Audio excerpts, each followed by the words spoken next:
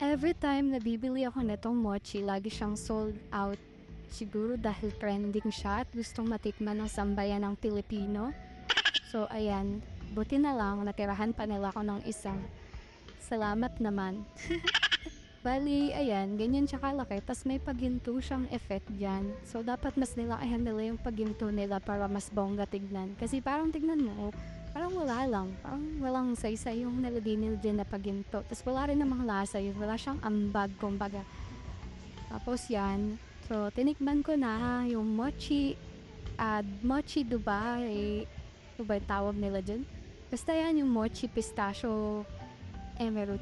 From Contis pala to. Bali, favorite ko yung cake na pistachio cake ng Contis. So, nung nabili ko to, nag-expect ako na kakaibang lasa. Pero, mas ano siya, parehas na parehas yung pistachio sauce na lasa. Tsaka yan yung feeling niya, yung kunafa. Kunafa ba yan? If I'm not mistaken. Bali, yun, masarap naman siya. Tapos pinatikim ko siya sa Filipino husband ko. Same kami na mas trip namin yung cake. I mean, yung pistachio cake niyan. So, sa mga mahilig sa mochi, tingin ko naman magugustuhan niyo yan. Masarap naman siya. So, yung rate ko dito is based lang sa pandasa ko. So, ito ay 7 out of 10. Yun lang. Thank you for watching. Bye!